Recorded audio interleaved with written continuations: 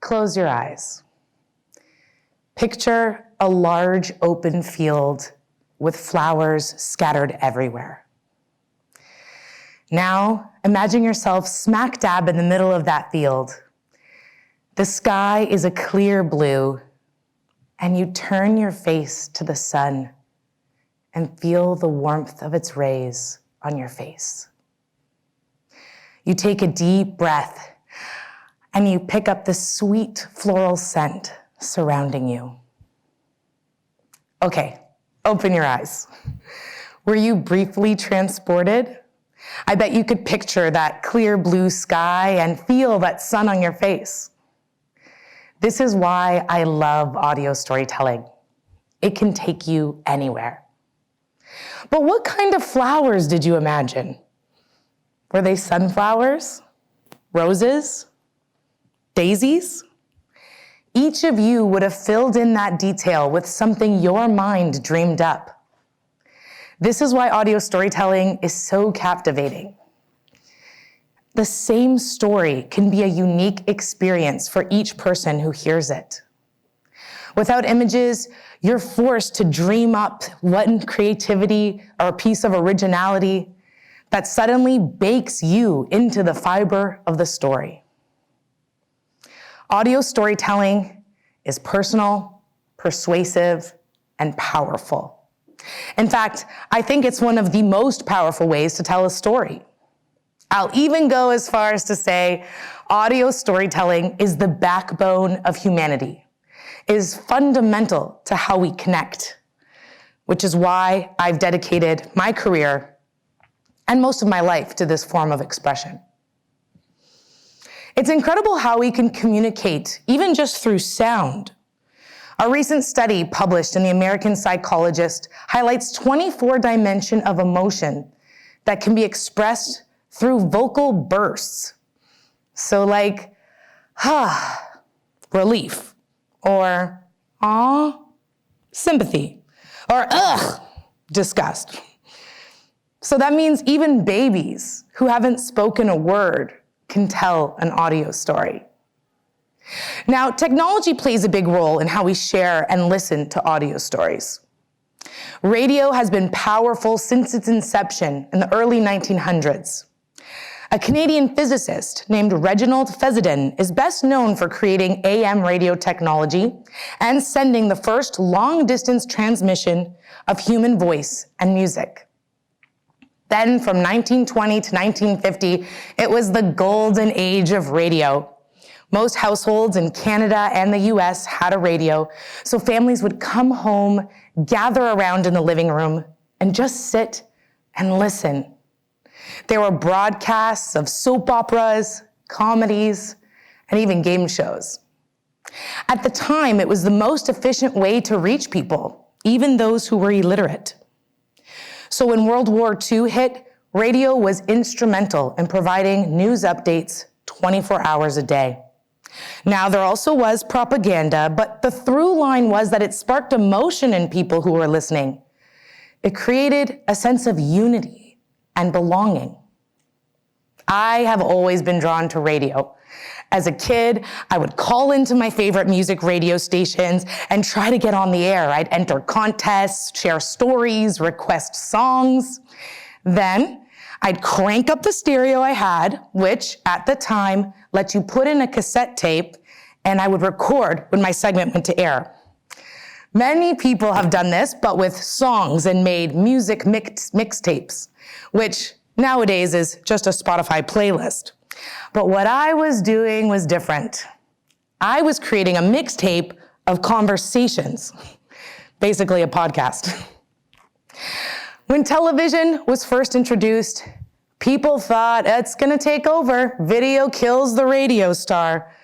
But here we are, decades later, and radio is still thriving. I knew in my bones that this was magical. I loved that this platform allowed you to share ideas, and it didn't matter what you looked like. This, of course, is because audio storytelling builds connection and trust. Studies conducted in Europe and North America, even up until last year, have shown that radio is the most trusted medium. That's over TV, newspaper, and online sources. It's one of the reasons why I went on to study journalism at Toronto Metropolitan University with a specialization in radio. I made the rounds after graduating in the industry. I worked as a radio producer, reporter, news anchor, and now I'm proud to be the program director of AM 640 Toronto, making me the first woman to have this title at a news talk station in the city.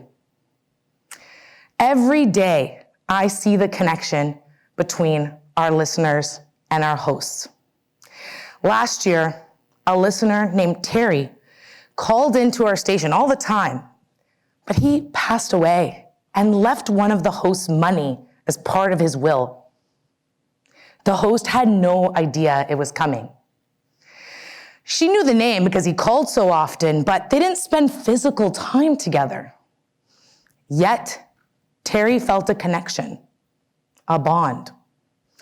And Terry spent a lot of his days with that host, more than we'll ever know. I'm not only seeing this kind of connection with radio hosts and listeners, but podcast hosts too. Podcasting has been on the rise, it's booming right now, and of course it is. I'm not surprised, it's that same underpinning of audio storytelling. Just now, people are accessing it differently, on demand. I've been producing podcasts for more than 10 years, and it's exciting to be witnessing how this industry has been evolving. Podcasting as we know it started in 2004. Fun fact, the word podcast comes from iPod and broadcast, podcast. In 2005, it was the word of the year. The industry plateaued for a bit after that, but then in 2014, we saw a second wave of podcasting. This is when Apple decided to put an icon on all of its devices that linked to its podcast player. You know that purple square with the white podcast logo? That one. Also in 2014, we saw some shows gaining mainstream success, like Serial, a true crime investigation series that captured English-speaking audiences from all over the world. It featured an American journalist as the host, Sarah Koenig, and a man by the name of Adnan Syed. He had been convicted of murder in 1999, and decades later was still maintaining his innocence. Now, he was set to spend the rest of his life in prison. But just last year, he was released. Prosecutors dropped all charges. He's free. Now, this isn't just because of the podcast, but there was quite the public outcry after it came out. People wanted to hear his side of the story. The series was downloaded more than 300 million times. Right now, we're seeing an acquisition frenzy in the space. Big companies like Spotify and Amazon are buying up production companies, shows, software, in order for them to be the front runner. And this trend is international. We're seeing podcasting boom in Canada, US, UK, but also in countries like Spain, South Korea, and most recently, Chile has seen the largest growth in new podcast listeners. The pandemic also impacted the industry for the better. A lot of people were experiencing screen fatigue, and so they turned to podcasts as a form of entertainment. I also know there was a lot of people who found podcasts as a companion for them in times of isolation. During this time, I decided to launch my own podcast production company, Lead Podcasting. Not only were people wanting to listen to podcasts, but they were wanting to make them as well. I've been the executive producer for more than 25 different series in the last 3 years alone, all of them recorded virtually. Some people wanted to record video with their podcast, but I'm an audio purist. I would tell them to just start with audio. When you're recording video, you're looking at yourself and you're thinking about your hair, your background. When it's just audio, you're just listening to the person you're speaking to and focusing on what you're saying to them. I noticed this when I was a radio reporter too. I'd be out covering stories alongside TV reporters, and they'd be showing up with their cameras and lights and cables. And a lot of times we'd have to interview the same people, sometimes right after each other. And so I'd sit and listen to how that interview would go. And then it would be my turn. And my goodness, the difference. Here I was with just a mic in hand and a short cable going into a recording device that I would just tuck into my pocket or my purse. The ways people opened up to me was unbelievable. They would be sharing some of their darkest moments, closing the doors to a family business, losing a child, or having their entire house burned down and being left with nothing but the clothes on their back. But the best audio stories aren't always the most dramatic ones. Sometimes the simple ones are the best ones, like how your grandparents met, or something silly you did as a kid that you only know because of your parents recounting it, or the eureka moment that led to you starting a business. These stories are so special. And this is what the essence of humanity is, sharing these stories. This is how we make friends, build community, fall in love. This is why I want to empower you to record these stories. Now, some of you are already doing that. WhatsApp, for example, allows people to record a voice note instead of type a message. WhatsApp confirmed that globally, last year, users sent an average of 7 billion voice notes each day. Other platforms have picked up on this as well, and now you can send voice notes on Facebook Messenger, Instagram, and LinkedIn. Looking ahead, you can expect audio stories to be even easier to find. Right now, think about it. If you were to do a Google search, you'd get a page of text results, images, videos, but there's no audio results. Though, Google insiders have told me that that's coming soon. You can also expect more immersive audio experiences. Think VR, but for audio, through something called spatial audio. So if you were listening to a story with this treatment, you'd be fully engulfed in the story. So if the story was taking place in a classroom, you'd be able to identify where you were sitting, where everyone was around you, and how far you were from the teacher, just based on where their sounds were coming from. Audio has always been a 360 experience. You can hear things from above you, behind you, really far away. So to be able to emulate that through audio stories that we produce, it's going to have a massive impact. Now, while all of this exists, capturing your own audio story does not have to be this complicated. And I'm really passionate about making this medium even more accessible. Right before the pandemic, I was putting on a lot of workshops, and I had people attending them wanting to capture the stories of loved ones that were either losing their memory or in their final days. But people seem to be overwhelmed by the idea of recording, or what do I do with all of these hours of recording once I got them? And I just thought, there's got to be a better way.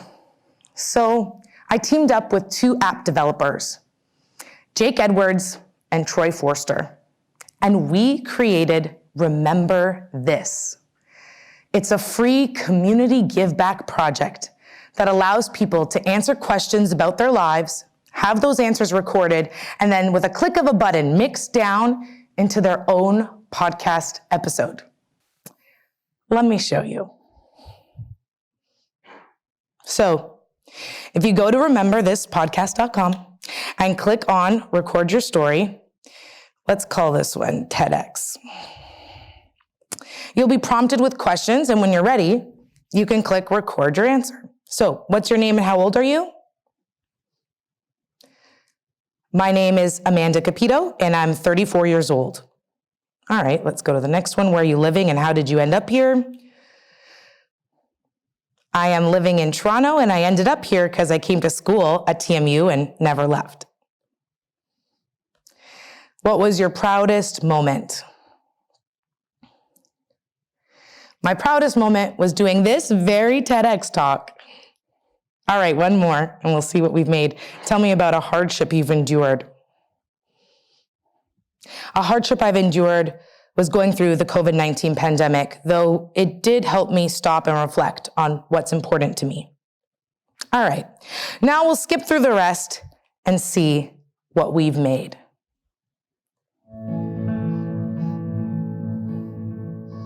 Remember, this is a podcast about memories, because some stories deserve to live forever.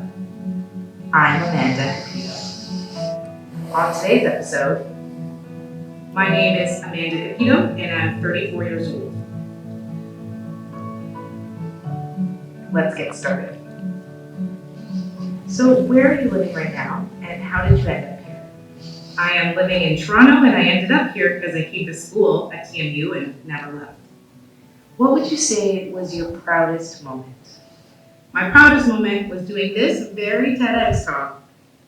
All right, you know how the rest goes. But this app has been used from people all over the world, and it's especially beautiful when elderly people use it to capture oral histories. Here's 1 minute of one of my favorite stories from Peggy, who was 101 at the time of recording. Tell me about a hardship that you went through that is unforgettable but formative to who you are today. Oh, it was during the war, 43 and 45. Me and my brother and my sister, were three of us in the service. We were very close to one another, you know. We got along so good at home. There was, because we had nothing. What would you say was your proudest moment? The most proud of thing was when I got presented with my sergeant stripes. I was so proud of myself. I thought, me, a sergeant? I must send a letter to my brother and tell him.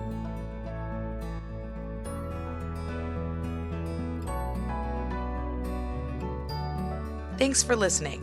For more stories like this one, visit rememberthispodcast.com. Since recording this, Peggy has passed away. But what's left behind is her story, in her own words. What an incredible legacy. When we record stories like this, we pass on our experiences, our wisdom, and our values. We create a bridge between generations long after we're gone. I started off by saying audio storytelling is the backbone of humanity. I stand by that. Technology will come and go, but what isn't going away is the power of the human voice. So now the question is, what story are you going to tell? Thank you.